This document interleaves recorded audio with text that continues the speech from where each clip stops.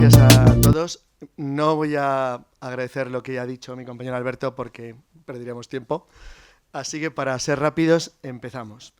Él ha dejado la situación en Italia cuando el rey Francisco I ha invadido el norte de Italia y ha expuesto aproximadamente, con mucha precisión, cuál fue el inicio de las guerras italianas que se van a mantener en Europa hasta 1559. Dos cosas importantes, porque yo no voy a hablar hoy, aunque es muy poco tiempo, de lo que sería lo habitual de lo que cualquiera podría leer en la Wikipedia sobre Pavía, porque eso cogen y lo hacen, van a Google y lo miran. Entonces voy a hablar curiosamente de lo que la gente normalmente no habla, que es por qué considero yo que Pavía es una de las 5 victorias decisivas de la historia de España. Primero, una victoria decisiva no es una gran batalla, ni una gran victoria. Una decisiva es lo que su palabra indica, la que decide todo. Un ejemplo tonto. El Álamo es una porquería de batalla. De hecho, en Europa sería una escaramuza, pero es decisiva, porque influye decisivamente en la historia futura. Es decir, en ese sentido, hay una broma sobre los ingleses que dicen que pierden todas las batallas, menos la que importa. Es cierto. En este caso, Francia hace justo lo contrario. Francia gana todas las batallas, menos la que importa. Entonces, lo increíble de lo que acaba de contar Alberto es que Francia tiene una especie de obcecación desde 1494 en perder todas las batallas importantes. Dicen, ¿y por qué? Bueno, pues porque lo arrastran desde 1346, desde Crecy. Desde Crecy, luego a Poitiers, después a Azincourt, Francia tiene la costumbre de perder todas las batallas, pero tiene un problema. En Fromigny gana la decisiva de la Guerra de los 100 años, la que gana la guerra. Con lo cual, en su mente, en su concepto, en su idea estratégica, en su forma de actuar, eso es fundamental. Quédense con esto. Esa batalla la deciden dos cosas, la artillería y la caballería pesada. A partir de ahí hay otro pequeño detalle. Francia tenía más población en 1520 que Italia, España, Portugal, los Países Bajos, Suiza y el occidente de Alemania juntos. Y si le suma Inglaterra e Irlanda, también. Tenía más población que Rusia. Eso significaba que Francia, que era un estado rico, que tenía una buena ganadería, una buena agricultura, un estado muy bueno, con montañas en los lados, grandes campos, buena agricultura, buena ganadería, una población moderadamente para lo que era el siglo XVI rica, le permitía mantener una clase guerrera enorme, que entrenaban desde niños. Eso les permitía tener los mejores caballos, los mejores jinetes, el mejor equipamiento, las mejores armaduras, el mejor material. Y más dinero. Y el dinero es lo que gana las guerras, como dice Napoleón. Dinero, dinero y dinero. Todo lo demás son chorradas. En este sentido, cuando Francisco I invade Italia, y Alberto lo ha explicado muy bien, no está loco. Francisco I ha ganado la batalla de Marignano y ha tenido un éxito muy razonable en Rávena, unos años antes su ejército. Él piensa que los éxitos españoles del gran capitán de Garellano y Ceriñola son pocos o menos que producto de la suerte.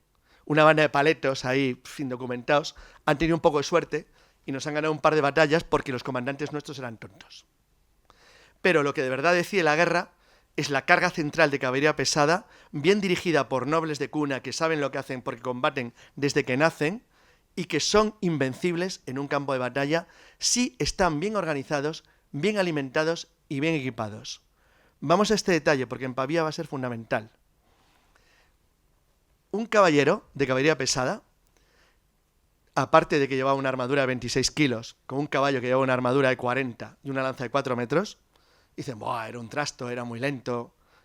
Yo tengo una armadura de 26 kilos, doy con ella volteretas, como si llevara una chándal, exactamente igual. Les entrenaban desde niños para combatir con ellas y les aseguro que es invulnerable. Un caballo de estrías de batalla consumía unos 35 litros de agua y aproximadamente y unos 20 kilos de pienso al día. Y un caballero de caballería pesada llevaba 2 o 3 caballos de ese tipo, más unos 4 o 5 de dobladura. La unidad táctica de la época era una cosa que se llamaba lanza. La lanza la formaban, según los países, una composición diferente de jinetes de caballería pesada, caballería ligera o infantes. Eso significaba que el rey de Francia, que no era idiota, y sus técnicos y administradores, como llamaríamos, sabían perfectamente que si invadían el norte de Italia, la zona más rica del país, con buenos pastos, buenos ríos, una buena zona de alimentación y una zona culta y rica con ciudades poderosas que tenían dinero, no tenían ningún problema. Porque ni Castilla ni Aragón eran rival para ellos. Sabían que eran una gente que tenían, eran buenos combatientes, no le habían hecho mal en los años anteriores, pero pensaban que no tenían ninguna posibilidad a la hora de la verdad. Y decían, ¿y los mercenarios que podían contratar en Alemania? Tampoco.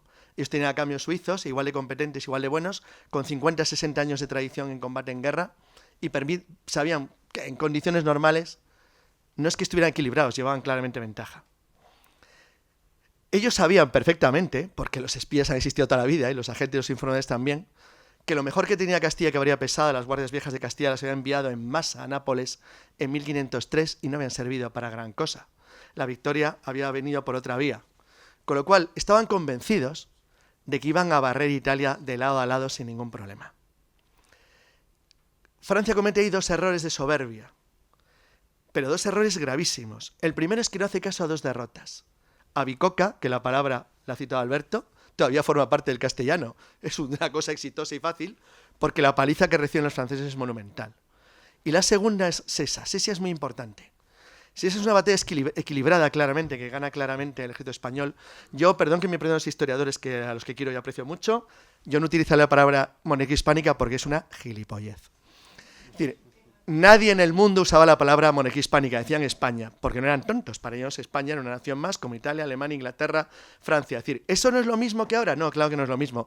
Era lo que era en Berna o en el Congreso Eclesiástico de los siglos XV y XIV, donde había 5 naciones, que era un concepto diferente al actual, pero para todo el mundo era España, de igual que fueran napolitanos, sardos, aragoneses, castellanos, gallegos, murcianos, andaluces, todo eso me da igual. España. España era para ellos un país serio, un rival competente, sabían que combatía bien, pero pensaban que por sus recursos, por su riqueza, por su poder, por su número, no podía equilibrar lo que ellos iban a hacer. El desastre que ha citado Alberto excelentemente bien de la campaña contra Provenza, lo que hace es que le da a Francia la seguridad de que los puede aplastar con facilidad, porque en realidad Francia no hace un conflicto de combate 1 contra 1, sino que lo que hace es una persecución. Persigue un ejército en retirada que huye porque sabe que está perdiendo. Lo que pasa es que ese ejército se refugia en Pavía, una fortaleza seria y sólida en el Minnesado, muy bien equipada, donde hay un tipo que se llama Leiva, que ha combatido en Granada, lleva toda la vida peleando, y que es más terco que una mula, y que está convencido de que puede aguantar porque él cree de verdad que puede recibir ayuda y refuerzos que el emperador le ha prometido desde Alemania y del virrey de Nápoles que avanza, desde el sur, de Lannoy. Aparte de eso, Francia ignora 2 hechos, aparte de Sesia y de Bicocca. Ignora algo importante. Ignora Noain, una batalla de la que no habla nadie. En la Guerra de los 4 años, el primer ataque francés no es contra Italia, es contra Navarra, donde hay un partido claramente apoyado por el rey francés que sabe que, aunque es una minoría, puede ayudar a un posible éxito francés allí. La invasión de Navarra le resulta a Castilla un incordio enorme. Digo Castilla porque es básicamente un problema castellano, porque acaba de acabar la Guerra de las Comunidades, Castilla está en una, entre comillas, semiguerra civil, y tiene que mandar lo poco que tiene, que es lo poco que encuentra a mano al frente del norte, porque los franceses han tomado Pamplona y amenazan Logroño. Noain es importante porque es la única batalla del siglo XVI en la cual la derrota francesa no la hace la infantería, ni los piqueros, ni ballesteros, ni arcabuceros, la hace la caballería pesada castellana, directamente, que los aplasta. Entonces, eso hace, curiosamente, no que los castellanos piensen que sus tácticas del gran capitán son buenas, sino que son los franceses los que piensan que sus tácticas son buenas, porque quien les acaba de ganar en Noain es caballería pesada como la suya, solo que sus gendarmes, sus gentes de armas y sus bandas de ordenanza son mucho mejores que lo que han enviado a Navarra. Consecuencia, no solamente les hace incidir en el error, sino que lo aumenta. Con todo este escenario, el ejército que persigue a los españoles que se han refugiado en Pavía, lo que hace es lo que hace cualquier ejército del siglo XVI, cercar la ciudad. Pavía es una fortaleza muy bien construida, está muy bien protegida por ríos y por una estructura de fortificaciones encadenadas, lo que hoy entonces se llamaba traza moderna. Hoy lo llamamos, creo que un poco erróneamente, traza italiana, aunque la palabra viene del siglo XV, ellos no lo llamaban así. Es una fortificación en ese sentido relativamente moderna, cuidado, no tiene nada que ver con las de Da Vinci Vauban del siglo XIX o XVIII, pero no está mal. Está bien protegida, está muy bien cubierta, pero está defendida por apenas 6.000 soldados y Francia los abruma de tal número que piensan que se van a rendir. Problema, no lo hacen. Es verdad que dentro de los muros de Pavía, durante el tiempo que dura el asedio, se produce un fenómeno muy curioso. Y es que los lasquenetes alemanes que sirven al emperador se niegan a combatir porque hay un momento que no les llega la paga. Y entonces ocurre algo muy sorprendente, y es que tanto Leiva como los capitanes españoles y nobles que están en Pavía deciden empeñar toda su fortuna para pagar a los soldados que estén dispuestos a continuar con el emperador. Los españoles dicen todos que sí, digo españoles, todos que sí, y lo hacen no por dinero, porque ya tienen un sentido de patria muy claramente actual. Además de eso, es verdad que luego hace un sistema, requisa todo el dinero que existe, todo el oro, todas las joyas, para fundirlos, vuelve a acuñar moneda, con ello paga la defensa de las tropas que están encerradas. Pero él confía ciegamente que los refuerzos van a llegar. Y los refuerzos llegan. Llegan generando una batalla que en realidad nunca se tenía que haber celebrado. A ver, esto es un detalle importante de todas las guerras hasta la Edad Moderna, hasta las guerras napoleónicas. Ningún ejército se arriesgaba a una batalla campal decisiva porque corrías el riesgo de perderlo. Eso es una locura. Los ejércitos son caros, la guerra es muy cara, y perderlo en un cara o cruz de una batalla, pues que te puede salir mal, no es algo conveniente.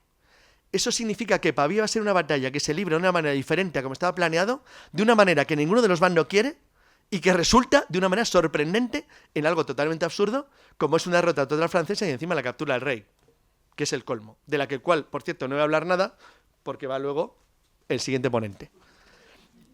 Simplemente un detalle previo al comienzo de lo que va a ser la batalla decisiva. Cuando el ejército imperial, ya más de 13.000 y pico soldados, lasquetes alemanes, tropas del virrey de Nápoles españolas o napolitanas, que llegan hasta allí, más un refuerzo considerable, la artillería francesa era muy superior, pero bueno, así llega algo de artillería, lo que hacen es que hacen una especie de contraasedio, no es total como se dice habitualmente, sino solamente una parte de lo que eran las líneas de asedio francesas, que son a su vez asediadas por el refuerzo imperial que llega desde fuera. Eso le plantea a Francia un problema. Su ejército sigue siendo, son unos 30.000 soldados, sigue siendo superior tanto a los 6.000 y pico que están encerrados en Pavía como a los 13.000 y pico que están fuera. Pero tienen un problema, están divididos en dos lados. Tienen que atender a dos frentes. Mantener el cerco de la ciudad y al mismo tiempo atender la amenaza que les acaba de llegar nueva. Ahí se plantea un primer problema, es decir, ¿qué hay que hacer?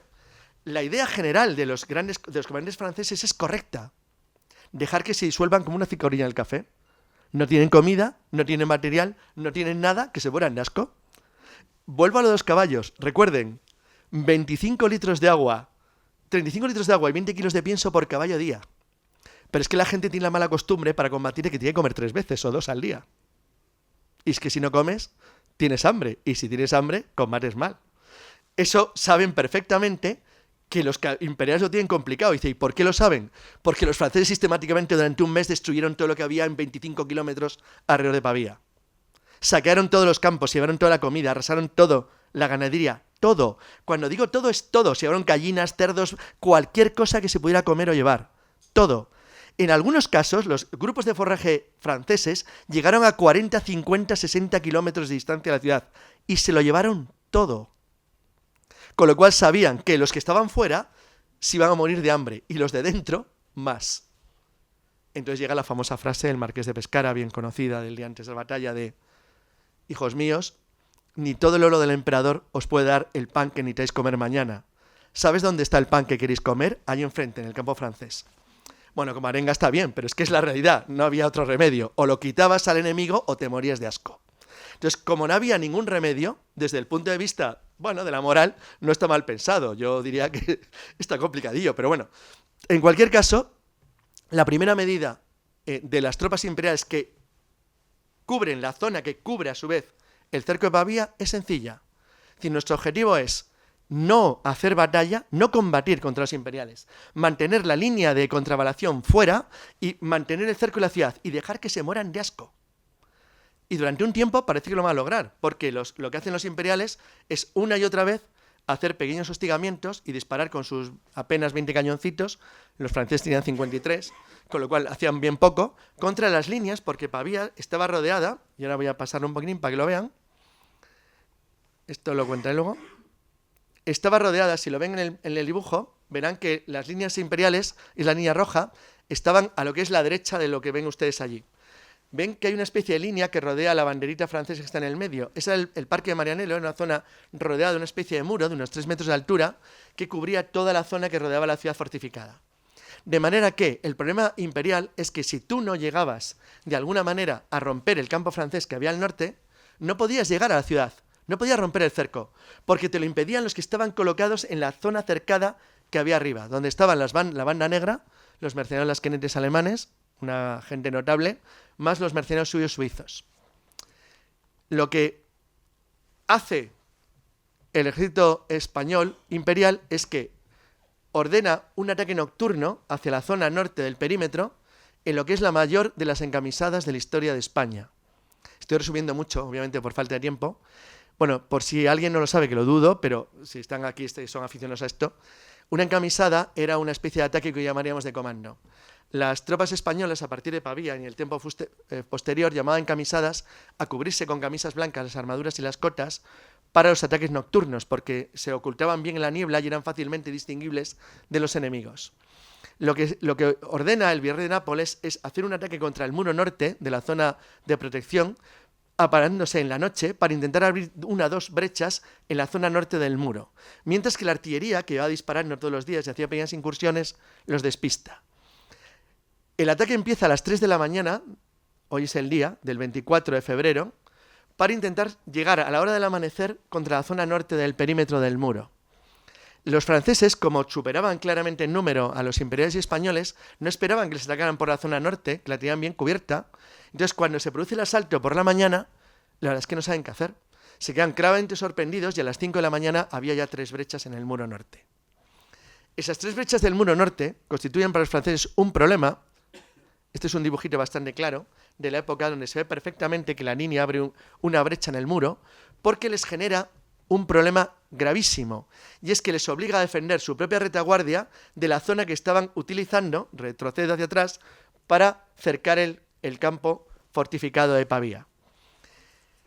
A ver, en una época como el siglo XVI, la caballería pesada de la que hablaba al principio necesitaba espacio para poder combatir, porque cargaba en línea.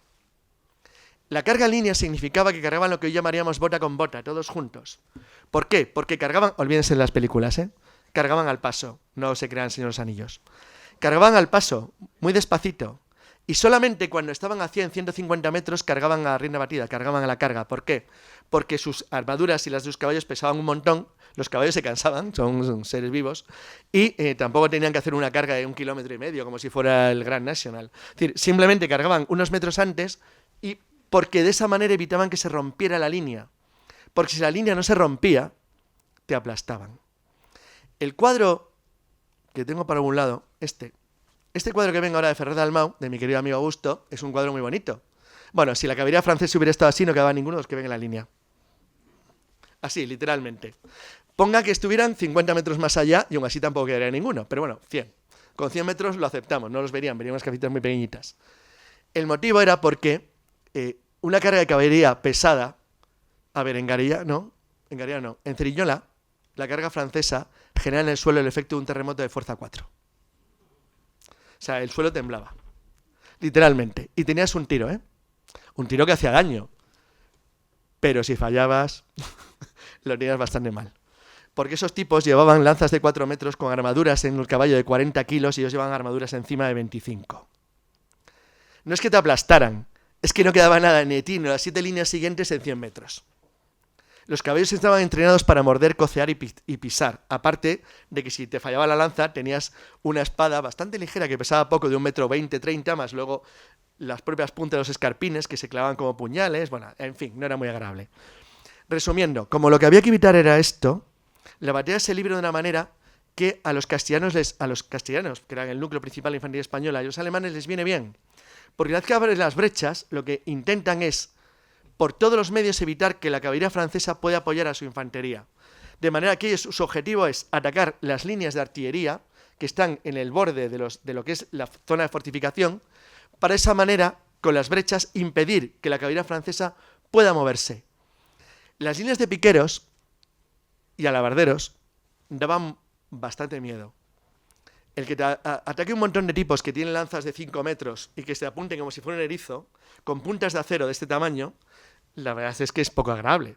Entonces, realmente el objetivo era que si tú generabas una barrera de ese tipo que podía ir empujando lentamente hacia lo que venga a la izquierda, no sé cómo lo ven, sí, suya es izquierda del dibujo, de esa manera podrían abrir un hueco suficiente para que entrara la caballería pesada imperial y pudiera avanzar para romper el cerco por la zona central, donde ven la puertecita de la ciudad de Pavía.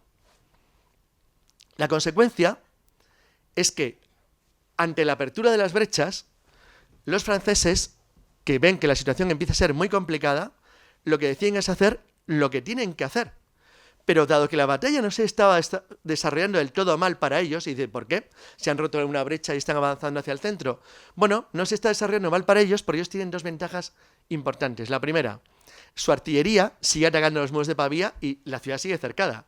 Y la segunda, cuanto más entren dentro del perímetro de la zona fortificada de Marianello, mejor para ellos, porque en algún momento van a tener que exponer sus flancos, la zona de penetración, y les van a poder cargar con la caballería, que es lo que el rey Francisco espera. Pero comete un error. Y es un error extraño que todavía no está muy explicado, por más que se ha intentado muchas veces, es difícil entender. Los franceses hacen algo absurdo, y es que, ante las líneas de penetración que ven en rojo de las tropas imperiales, que van a cortar en dos, el ejército español, Leiva hace algo genial. Leiva se da cuenta, porque lo ve perfectamente lo que está ocurriendo, y ordena, con un último esfuerzo, que toda la guarnición de Pavía salga, haga una salida, para romper la línea francesa en el centro y intentar conectar con las unidades imperiales que avanzan desde el norte. Bueno, que es el sur, está dando la vuelta. Es decir, esto le plantea a los franceses un problema definitivo, y es que les van a cortar en dos. Con lo cual, Francisco I y sus nobles toman la mayor decisión errónea de la batalla, y es que ordenan a su caballería pesada cargar contra las líneas imperiales que están entrando, al mismo tiempo que intentan cortar la línea de salida de Leiva desde Pavía. ¿Cuál es el problema de todo esto? Está reflejado en montones de cuadros, como el primero que he puesto. Y es que los caballeros pesados franceses cargan así, en líneas cerradas, con las lanzas en ristre. El ristre es una pieza que se colocaba sobre la armadura que te permitía apoyar la lanza cuando cargabas. Los caballeros de esta época cargaban de pie. O sea, no iban sentados en un caballo, sino que tú ibas de pie. Para esa manera que el impulso de tu silla, que te sujetaba como si fuera una especie de estructura, te hiciera combatir como si fueras una especie de arma, de bloque compacto. Ese bloque compacto exigía que tú mantuvieras en orden de ese tipo. Pero eso tiene un problema. Y es que cuando las líneas se mueven para cargar hacia las zonas de penetración de Leiva, de Lannoy, de los lasquenetes y piqueros españoles, infantería española que ha penetrado desde el norte, bueno, desde la zona del norte, muro rota, generan un problema. Y es que al hacerlo, se interponen, que se va a la izquierda, entre su artillería. De manera que la artillería que estaba lanzando botes de metralla, por cierto, un invento español, que lo hace Pedro Navarro por primera vez en Mariñano, cuando combatió con el lado francés, el bote de metralla... Nos tienes embelesados, pero, sí. pero somos esclavos del tiempo. Ya acabo. Entonces, el problema que tiene es que, al hacerlo, la artillería no le puede ayudar. Entonces, no le puede ayudar porque tienen que parar los disparos cada vez que se cruzan de flanco con su propia línea. Ese fue el error francés definitivo. Al interrumpir los disparos de sus botes de metralla y de artillería contra la infantería española, la caballería se queda sola. Los arcabuceros aparecían 400, 500 arcabuceros de Lannoy, disparando contra los caballerías muy cerca, los hacen polvo.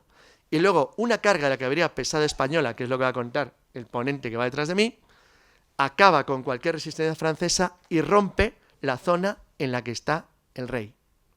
Punto final.